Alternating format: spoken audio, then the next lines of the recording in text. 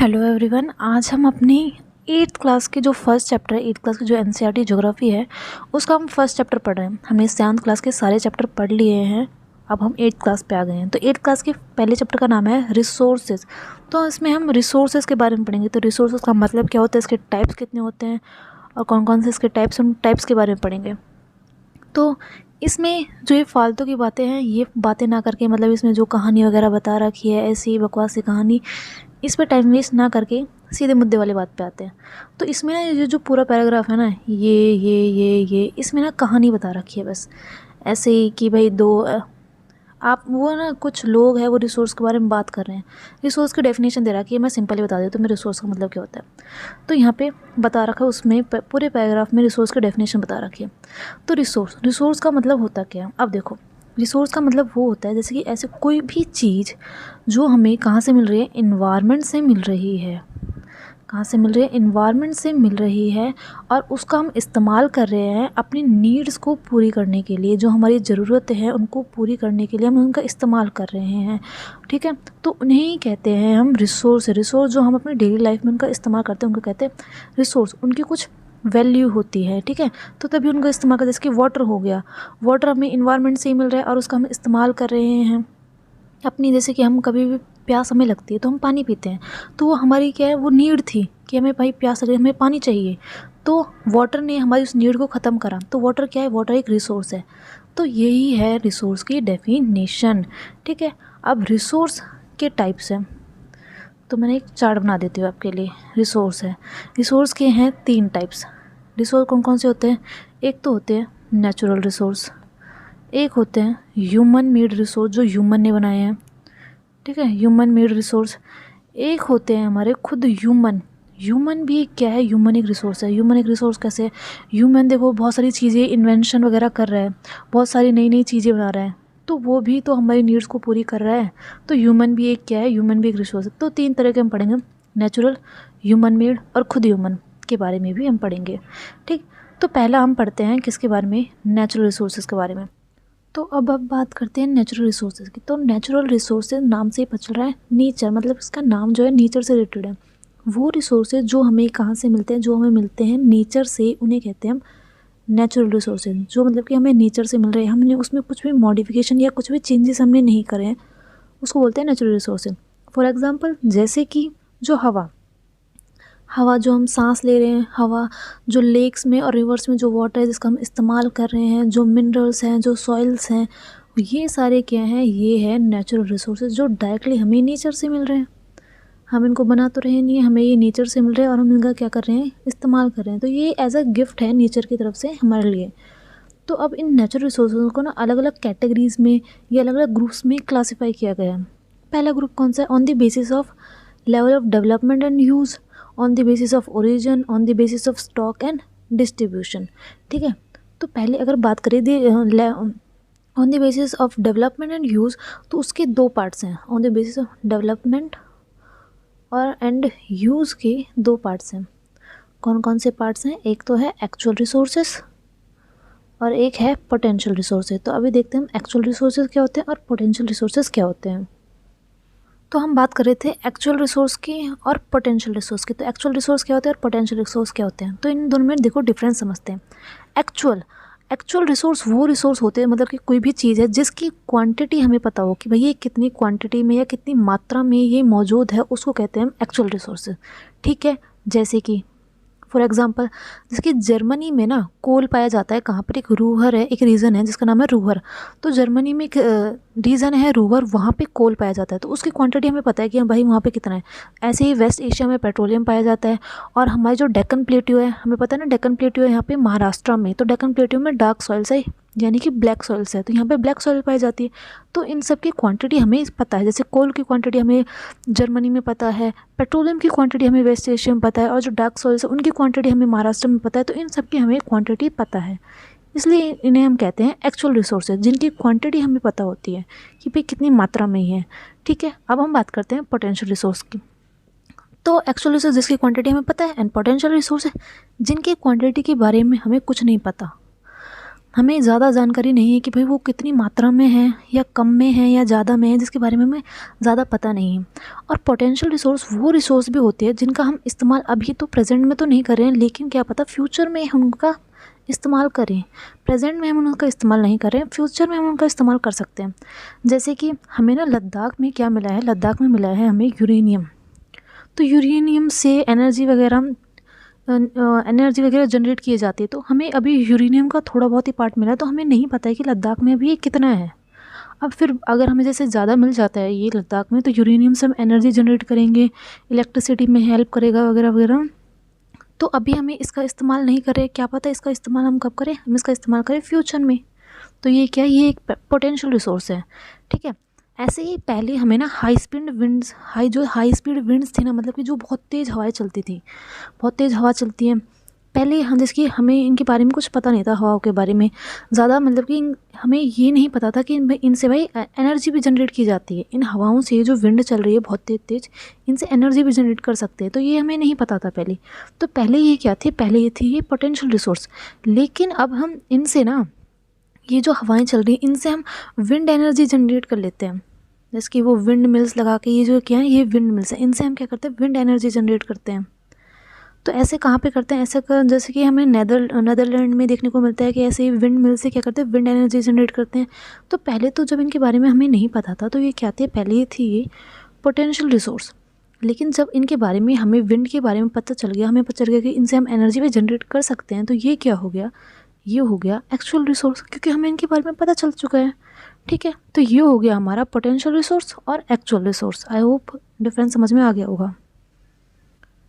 तो हमने on the basis of development और यूज़ की हमने बात कर ली है। फिर दूसरा पॉइंट था हमारा on the basis of origin. तो हम on the basis of development की तो हमने बात कर ली, अब on the basis of origin की हम बात करते हैं। तो on the basis of origin में जैसे हमारे डेवलपमेंट में दो पार्ट थे, हमने क्या पढ़ा, हमने पढ़ा नेचुरल रिसोर्सेज। मैं आपको बताती हूँ कि हमने नेचुरल रिसोर्सेज हमने 3 पार्ट्स पढ़े। एक तो डेवलपमेंट कि भाई इनको 3 कैटेगराइज में डिवाइड किया गया, तो डेवलपमेंट के बेसिस पर, एक ओरिजिन के बेसिस पर, है ना, और एक डिस्ट्रीब्यूशन के बेसिस पर इनको कैटेगराइज किया गया है। अब ये जो हमने डेवलपमेंट के बेसिस पर भी हमने 2 देखे, कौन कौन से, एक तो हमने देखा एक्चुअल और एक हमने देखा पोटेंशियल, ठीक है। तो ये वाला पार्ट तो हमने पढ़ लिया है। अब हम ओरिजिन में देख रहे हैं, तो ओरिजिन में भी 2 हैं, एक है हमारे अबायोटिक और एक है बायोटिक। तो इनको अब हम पढ़ते हैं, अबायोटिक और बायोटिक। तो on the basis of origin resources को 2 पार्ट्स में कैटेगराइज किया गया है, अबायोटिक और बायोटिक। तो अबायोटिक क्या होते हैं, अबायोटिक रिसोर्सेज वो रिसोर्सेज होते हैं जो नॉन लिविंग होते हैं, और बायोटिक रिसोर्स वो होते हैं जो लिविंग रिसोर्स होते हैं। अब नॉन लिविंग रिसोर्स कौन कौन से होते हैं, जैसे कि सॉइल हो गई, रॉक्स हो गई, मिनरल्स हो गई, ये क्या होते हैं, ये होते हैं अबायोटिक, मतलब कि नॉन लिविंग। और बायोटिक जो कि लिविंग होते हैं, उसमें प्लांट, एनिमल, ये सब आते हैं। तो ये हो गया हमारा बायोटिक और अबायोटिक। इसमें ज़्यादा कुछ बड़ा था नहीं, बस ये है कि एक नॉन लिविंग है और एक क्या है, एक है लिविंग। उनमें क्या क्या आते हैं वो हमने पढ़ लिया है, ठीक है। अब नेचुरल रिसोर्सेज को भी नेचुरल रिसोर्स को कुछ और कैटेगरी में भी डिवाइड किया जाता है, जैसे कि रिन्यूएबल रिसोर्सेज और नॉन रिन्यूएबल रिसोर्सेज। अब देखो नाम से पता चल रहा है रिन्यूएबल, ये देखो रिन्यू, एक है हमारा रिन्यू और एक है नॉन रिन्यू। अब इनके वर्ड को देखो कि इसका मतलब क्या है, इस पूरे वर्ड का मतलब क्या है। रीन्यू मतलब कि न्यू मतलब कि नया, री मतलब कि दोबारा, कोई ऐसा रिसोर्स जिसको हम दोबारा से बना सकते हैं, दोबारा से उसको बना सकते हैं। नॉन, अब इसके आगे क्या आ गया, इस वर्ड के आगे नॉन, इसके वर्ड के आगे आ गया नॉन, मतलब कि नॉन मतलब नहीं, इसको हम दोबारा से नहीं बना सकते। तो आई होप ये समझ में आया होगा। अभी हम इसको पढ़ते हैं। जिसकी रिन्यूएबल रिसोर्स, वो रिसोर्स जो कि क्वांटिटी में क्या होते हैं, अनलिमिटेड होते हैं, मतलब वो ख़त्म नहीं होंगे कभी भी, अनलिमिटेड है, और उनको हम दोबारा से बना सकते हैं, रिन्यू कर सकते हैं, दोबारा से उनको बना सकते हैं, वो कभी ख़त्म नहीं होंगे, वो अनलिमिटेड है, ठीक है। जैसे कि हमारी सोलर एनर्जी हो गई, हमारा जो सूरज है, सूरज की जो किरणें आती है हमारे पास, जो धूप वगैरह आती है, वो तो अनलिमिटेड है, वो कभी ख़त्म तो होगी नहीं। और जैसे कि विंड हो गई, हवा हो गई, ये क्या है, ये सारी अनलिमिटेड है, ये कभी ख़त्म नहीं होगी। और जैसे कि हमारे क्या हो गई, सॉइल हो गया, वाटर हो गया, फॉरेस्ट हो गया, ये सब क्या है, ये अनलिमिटेड है। लेकिन अगर हम जैसे कि बहुत सारी ऐसी ह्यूमन एक्टिविटीज़ है, लोग बहुत सारे ऐसे कुछ काम करते हैं, जैसे फॉरेस्ट, लोग फॉरेस्ट काट देते हैं, और वाटर, जैसे कहीं कहीं पे देखा है हमने, बहुत सारी जगहों पे वाटर की कमी हो जाती है। तो जैसे कि ये तो है तो अनलिमिटेड, लेकिन अगर जैसे कि ह्यूमन बहुत सारी अजीब अजीब सी एक्टिविटीज़ करता है तो ये ख़त्म भी हो सकते हैं। तो ये आते तो रिन्यूएबल में है, लेकिन ये ख़त्म भी हो सकते हैं। तो ये है हमारे रिन्यूएबल रिसोर्स, जो क्या है कि मतलब कि जो अनलिमिटेड हैं, जो कभी ख़त्म नहीं होते, जिनको रिन्यू करा जा सकता है।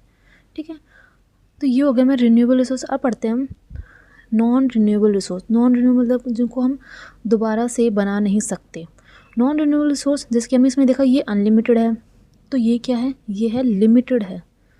ये क्वांटिटी में लिमिटेड मतलब कि ये थोड़े बहुत ही, ये अनलिमिटेड नहीं है, ये थोड़े बहुत ही हैं। जैसे कि अगर ये ख़त्म भी हो जाते हैं, जैसे कोई चीज़ है, इसमें नॉन रिन्यूएबल सोर्स में हमारे एग्जांपल आता है कोल का।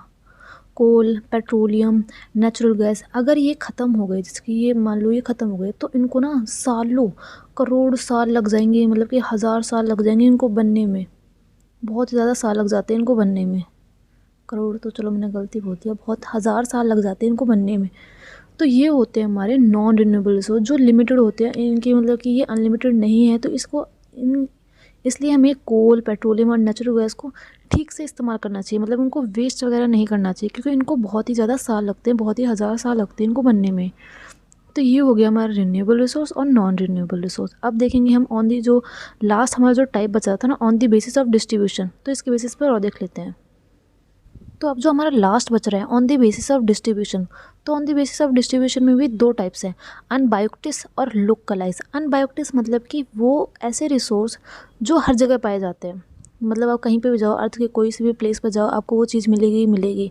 जैसे कि एयर, हवा। ये तो है नहीं कि भाई आप कहीं दूसरी जगह जाओगे, आप इंडिया से मान लो कहीं पे जापान जा रहे हो, जर्मनी जा रहे हो, तो वहाँ पे हवा नहीं होगी, नहीं, हवा तो सारी जगह ही है। तो एयर जो है सारी जगह होती है। और लोकलाइज टाइप वो टाइप है, मतलब कि ऐसी चीज़ें जो जैसे अनबायोटिक्स, वो चीज़ें जो अर्थ पर हर जगह मिलती है। लोकलाइज जो कि बहुत ही सर्टेन प्लेसेस, मतलब कि कुछ कुछ जगह मिलती है, हर जगह नहीं मिलती है। जैसे कि मिनरल्स में जैसे हमारे कॉपर हो गए, आयरन हो गया, ये सब मिनरल्स है, ये अर्थ के प्लेस पे तो मिलते नहीं है, ये कहीं कहीं जगह पे मिलते हैं। तो ये हो गए हमारे लोकलाइज और अनबायोटिक्स। ठीक है, अब नेचुरल रिसोर्स के बारे में बताया गया है कि जो नेचुरल रिसोर्सेज है वो जिसकी अर्थ है हमारी, वो जैसे कि यहाँ पे अलग नेचुरल रिसोर्स, यहाँ पे अलग रिसोर्स, तो अलग अलग जगह पे वो अलग अलग क्वांटिटी में या अलग अलग नंबर्स में वो पाए जा सकते हैं। वो डिपेंड करते हैं टेरेन पर, क्लाइमेट कर्व, वहाँ के एल्टीट्यूड पर, मतलब कि वहाँ पे क्लाइमेट कैसा है। एल्टीट्यूड मतलब कि कितनी हाइट है, जैसे कि पहाड़ पर अलग मिलेंगे, प्लेन्स पर अलग नेचुरल रिसोर्सेज मिलेंगे। तो अलग अलग फैक्टर्स पे ये डिपेंड करते हैं। ठीक है, ये हमने देख लिया। अब हमने ये जो सारे टाइप्स देखे हैं इनको एक बार देख लेते हैं। तो हमने पहले पढ़ा नेचुरल रिसोर्स के बारे में, तो नेचुरल रिसोर्स के थे 3 टाइप्स। ठीक है, उसके थे 3 types. On the basis of development, पहले हमने पढ़ा on the basis of development and use, और ऑन द बेसिस, फिर हमने पढ़ा on the basis of origin, और फिर on the basis of distribution. ठीक है, डेवलपमेंट के 2 टाइप्स थे, कौन कौन से, एक तो था हमारा एक्चुअल रिसोर्स, एक तो था हमारा पोटेंशियल रिसोर्स। ठीक है, ऐसे ओरिजिन के भी 2 टाइप्स थे, अबायोटिक और बायोटिक। ठीक है, ये है बायोटिक। ऐसे डिस्ट्रीब्यूशन के भी 2 टाइप्स हैं, कौन से, अनबायोटिक्स और लोकलाइज्ड। ठीक है, तो ये सारे टाइप्स हमने पढ़ लिए हैं नेचुरल रिसोर्सेज के। ठीक है, नेचुरल रिसोर्स हो गया। अब हम पढ़ेंगे ह्यूमन मेड रिसोर्सेज। तो ह्यूमन मेड रिसोर्सेज देखो नाम से पता चल रहा है, जो वो रिसोर्सेज जो ह्यूमंस के द्वारा बनाए गए, मतलब कि नेचर ने हमें कुछ चीज़ दी, हमने उसमें कुछ मॉडिफिकेशन करी और कुछ एक नई चीज़ बना दी, तो वो होते हैं ह्यूमन मेड रिसोर्सेज। मान लो जैसे कि ये अर्थ है, अर्थ की कोई जगह है। ठीक है, यहाँ पे था, इस अर्थ के नीचे, थोड़ी सी नीचे यहाँ पे था आयरन।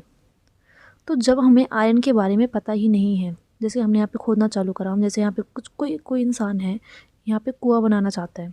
ठीक है, यहाँ पे बनाना चाहता है कुआं, तो उसने यहाँ पे खोदना स्टार्ट करा, तो उसको जैसे यहाँ पे दिखा कि भाई ये कुछ अलग चीज़ है, तो उसको पता ही नहीं है अभी कि भाई आयरन क्या होता है, किस चीज़ में इस्तेमाल करते हैं, उसको पता ही नहीं है। वो इसको यहाँ कर निकाल के बाहर फेंक देगा, उसको कोई मतलब ही नहीं है। उसने गड्ढा खोद दिया और कुआँ बना लिया। तो अभी तो उसको इसके बारे में पता ही नहीं है, तो आयरन की कोई वैल्यू ही नहीं है, मतलब अभी तो कोई वैल्यू ही नहीं है। लेकिन जब इंसानों को आयरन के बारे में पता चलने लगा, मतलब कि आयरन से क्या क्या जैसे व्हीकल्स बना सकते हैं, कार्स वगैरह बना सकते हैं, बिल्डिंग्स, ब्रिजेस, रोड्स वगैरह बना सकते हैं, तो हमने आयरन को किस में चेंज कर दिया। जैसे आयरन एक रिसोर्स नहीं था, लेकिन हमने इसका इस्तेमाल करा और इसे एज अ क्या बना दिया, एक रिसोर्स बना दिया। तो वो रिसोर्स जो ह्यूमंस के द्वारा बनाए जाते हैं, जैसे कि व्हीकल्स हो गए, ये ह्यूमंस के द्वारा, रोड्स हो गए, मशीनरी हो गई, ये ह्यूमंस के द्वारा बनाए गए हैं, तो इन्हें कहते हैं हम ह्यूमन मेड रिसोर्सेज। आयरन तो हमें मिला है, आयरन से जो हमने चीज़ बनाई है ना, जैसे व्हीकल्स, रोड, मशीनरी, ये हैं हमारे human resources, human made resources.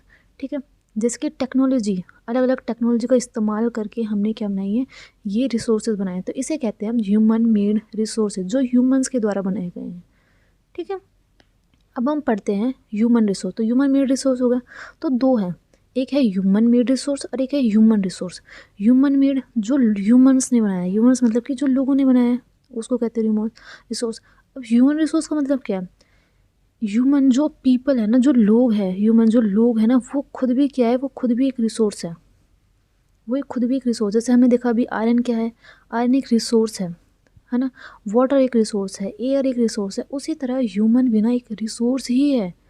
क्यों रिसोर्स क्यों है भाई, देखो उसने बहुत सारी चीज़ें, उसने अपने नॉलेज के बल पर, अपनी स्किल के बल पर, अपनी टेक्नोलॉजी के बल पर उसने जैसे कि बहुत सारी चीज़ों को बदला, जैसे आयरन को बदला, आयरन से उसने बिल्डिंग्स वगैरह बना दी, उसने बहुत सारी चीज़ से, जैसे कि उसने विंड से विंड एनर्जी बना दी। ठीक है, उसने जो वेव्स चल रही थी, वेव से वेव एनर्जी बना दी, टाइड से टाइडल एनर्जी बना दी, कोल से कोल, पेट्रोलियम जैसे ये थे, इनसे हमने गाड़ी में फ्यूल वगैरह ये सब करने, तो ये सब किसने करा है, ह्यूमंस ने अपने नॉलेज के द्वारा, ह्यूमंस ने अपने स्किल के द्वारा इन सब चीज़ों को ऐसे बनाया है। तो ह्यूमन भी क्या एक वैल्यूएबल रिसोर्स है, मतलब ये सब किसने करा है, ये करा है ह्यूमन ने। तो ह्यूमन क्या एक वैल्यूएबल रिसोर्स है, अगर नहीं होता, अगर जैसे मान लो ह्यूमन होता ही नहीं, तो ये क्या जो ये सारी चीज़ हैं, इनका कोई महत्व होता नहीं, इनका कोई महत्व ही नहीं होता। तो ह्यूमंस ने इन्हें रिसोर्स बनाए हैं, तो ह्यूमन खुद भी एक क्या है, एक इम्पोर्टेंट रिसोर्स है। ठीक है, आई होप आपको समझ में आ रहा होगा कि मैं क्या कहना चाह रही हूँ, कि ह्यूमन एक खुद रिसोर्स है, ह्यूमंस ने इन सारी चीज़ों को बदला है, उनकी फॉर्म को चेंज करा है और उन्हें एक वैल्यूएबल चीज़ बनाया है, तो ह्यूमन एक खुद रिसोर्सेज है। ठीक है, तो ह्यूमंस ने जैसे कि इन्होंने ये अपनी नॉलेज और स्किल के बलबूते, ये मैंने बताया कि अपने नॉलेज और स्किल की और टेक्नोलॉजी के बलबूते पर इन्होंने बहुत सारी चीज़ों को क्या करा है, चेंज करा है। तो उन्होंने एजुकेशन के बल पर, हेल्थ के बल पर, मतलब कि बहुत सारी वैल्यूएबल चीज़ बनाई है, और बहुत सारी रिसोर्सेज बनाए, उन रिसोर्सेज क्या करा है, डेवलपमेंट करा है, तो उन्हें क्या कहते हैं, ह्यूमन रिसोर्स डेवलपमेंट। जब वो कोई और रिसोर्स बनाते हैं तो उसे कहते हैं ह्यूमन रिसोर्स डेवलपमेंट। ठीक है, एक होता है ह्यूमन मेड रिसोर्स और एक होता है ह्यूमन रिसोर्स, इन दोनों में कंफ्यूज मत होना। ह्यूमन मेड रिसोर्स जो ह्यूमंस के द्वारा बनाए गए हैं, ह्यूमन रिसोर्स कि ह्यूमन खुद भी एक रिसोर्स है, लोग खुद भी, पीपल खुद एक रिसोर्स हैं। ठीक है, खुद एक वैल्यूएबल चीज़ है।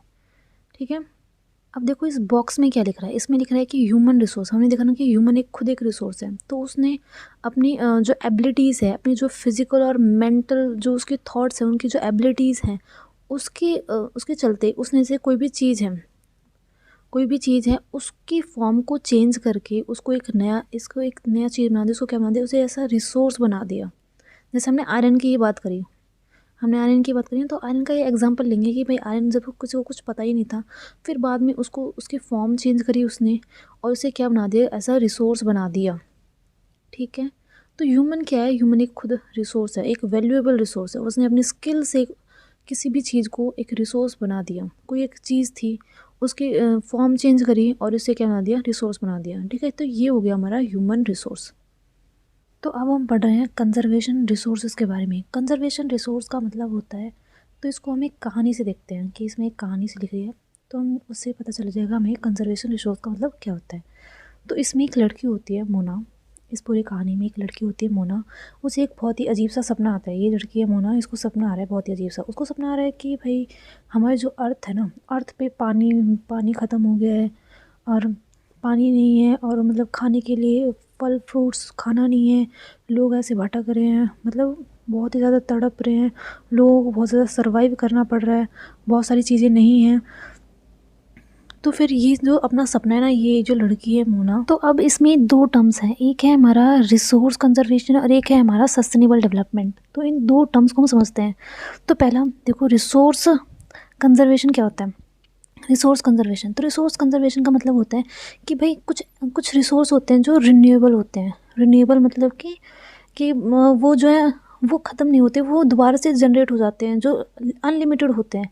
लेकिन अगर हम रिन्यूएबल सोर्सेज को भी बहुत ही बुरी तरह से इस्तेमाल करेंगे, मतलब कि बहुत ही ज़्यादा उसका एक्सप्लॉयटेशन करेंगे, एक्सप्लॉयटेशन मतलब कि बहुत ही ज़्यादा उसका इस्तेमाल कर लेंगे, बहुत ही ज़्यादा यूज़ कर लेंगे उसका, तो वो भी ख़त्म हो सकते हैं। माना कि वो रिन्यूएबल रिसोर्स है, रिन्यूएबल मतलब कि रीन्यू मतलब कि वो दोबारा से जनरेट हो जाते हैं, दोबारा से रिन्यू हो जाते हैं।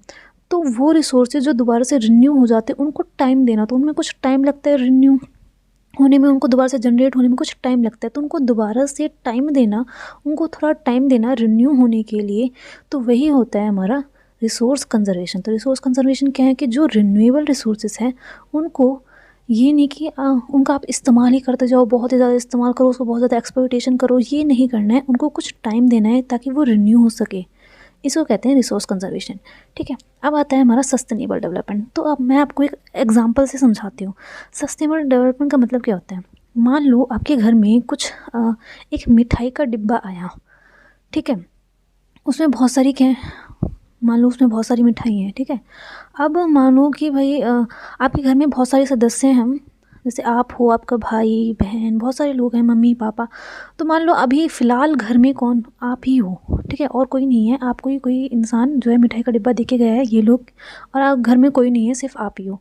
तो क्या आप वो मिठाई का डिब्बा खुद ही अकेले सारा खा जाओगे, अपने फैमिली के लिए कुछ नहीं छोड़ोगे, जो आपके बहन भाई है या पापा मम्मी, उनके लिए कुछ नहीं छोड़ोगे, सारा खुद ही खा जाओगे। नहीं, आपको उनके लिए भी छोड़ना है, उनका भी ध्यान रखना है, उनका भी सोचना है कि वो भी हैं, उनके लिए भी मुझे छोड़ना है। तो यही है हमारा सस्टेनेबल डेवलपमेंट की, हमें जो ये रिसोर्सेज हैं हमारे पास जो रिसोर्सेज हैं उनको हमें एक तरह एकदम से ख़त्म नहीं करना है। एकदम से जैसे कि हमने सारे रिसोर्स निकाल लिए धरती से, अर्थ से बहुत सारे रिसोर्स निकाल लिया, उनका इस्तेमाल कर लिया और उनको ख़त्म कर दिया। नहीं, हमें ऐसा नहीं करना है। हमें अपनी आने वाली जो जनरेशन है, हमारी जो जनरेशन है, उसको भी सोचना है कि भाई जो आने वाली जनरेशन है वो क्या करेगी। अब मान लो जैसे कि वाटर है, वाटर भी एक रिसोर्सेज है। मान लो हमने वाटर को बहुत ही ज़्यादा, वाटर स्कार्सिटी हो गई, मतलब कि वाटर की कमी हो गई, बहुत ज़्यादा हमने वाटर का इस्तेमाल करा। वाटर वैसे भी बहुत ही ज़्यादा कम है, हमने बहुत ज़्यादा वाटर का इस्तेमाल करा। वाटर क्या है, वाटर अब ख़त्म हो गया है, वाटर की स्कार्सिटी हो गई है। अब तो बहुत ज़्यादा इस्तेमाल करने के कारण, वाटर का बहुत ज़्यादा इस्तेमाल करने के कारण वाटर हो गया ख़त्म। मतलब कि हमने अपनी आने वाली जनरेशन के बारे में सोचा ही नहीं, हम सिर्फ वाटर का इस्तेमाल करते गए करते गए करते गए। हमने वाटर को रिस्टोर ही नहीं, हमने स्टोर ही नहीं करा, उसको बचाया ही नहीं, सेव ही नहीं करा वाटर। तो ये तो गलत बात है। तो हमें अपनी आने वाले रिसोर्सेज का ठीक से इस्तेमाल करना और अपनी आने वाली जनरेशन के बारे में भी सोचना, जो कि हमारे जो फ्यूचर में जो जनरेशन है, या फ्यूचर में हम क्या करेंगे आगे, अगर हम सारे रिसोर्स को अभी ख़त्म कर देंगे या फिर उसका एक्सप्लॉयटेशन करेंगे, तो हमें फ्यूचर के बारे में भी सोचना चाहिए। इसे ही कहते हैं हम सस्टेनेबल डेवलपमेंट की, रिसोर्स का ठीक से इस्तेमाल करना, उनको कंजर्व करना, किसके लिए, फ्यूचर के लिए। That is called word sustainable development. अब सस्टेनेबल डेवलपमेंट कैसे कर सकते हैं, या रिसोर्सों को हम कंजर्व कैसे कर सकते हैं। तो रिसोर्स को कंजर्व कर सकते हैं जैसे कि हमने 3 R पढ़े होंगे, रिड्यूस, रीयूज़ और रिसाइकल। क्या मतलब होता है उसका, होता है रिड्यूस मतलब कि जो भी हम बहुत ज़्यादा जो इस्तेमाल कर रहे हैं ना, बहुत ज़्यादा कंजप्शन कर रहे हैं, कंजप्शन मतलब कि बहुत ज़्यादा किसी भी रिसोर्स का बहुत ज़्यादा इस्तेमाल कर रहे हैं, कंजप्शन कर रहे हैं, उसको करो रिड्यूस। रिड्यूस मतलब उसको कम करो। रीयूज़ मतलब कि कोई भी चीज़ है वो आपने जैसे इस्तेमाल कर ली, उसको दोबारा से रीयूज़ करो, दोबारा से इस्तेमाल करो। रिसाइकल, रिसाइकल मतलब कि जैसे प्लास्टिक है, प्लास्टिक को जैसे कि प्लास्टिक हमने इस्तेमाल कर दिया, फिर क्या करते हैं हम उसको फेंक देते हैं। नहीं, उसको फेंकना नहीं, उसको रिसाइकिल करना है, उसको बार बार उसको इस्तेमाल करना है, रिसाइकिल करना है उसको। क्योंकि जो प्लास्टिक है हमारे इन्वायरमेंट के लिए बहुत ज़्यादा हार्मफुल होता है, तो उसको बार बार क्या करें, इस्तेमाल करें। तो इससे हम रिसोर्स क्या कर सकते हैं, कंजर्व कर सकते हैं रिसोर्स को। ठीक है, तो योग्य रिसोर्स कंजर्वेशन और सस्टेनेबल डेवलपमेंट। ठीक है, तो इसमें ये सब बकवास ही लिख रही है, ये सब कहानी सी बताई गई है, इसमें और कुछ भी नहीं है, बस यही बात थी। 2 पॉइंट थे, रिसोर्स कंजर्वेशन और सस्टेनेबल डेवलपमेंट। तो यहाँ पे हमारा चैप्टर हो गया है कंप्लीट। Thank you.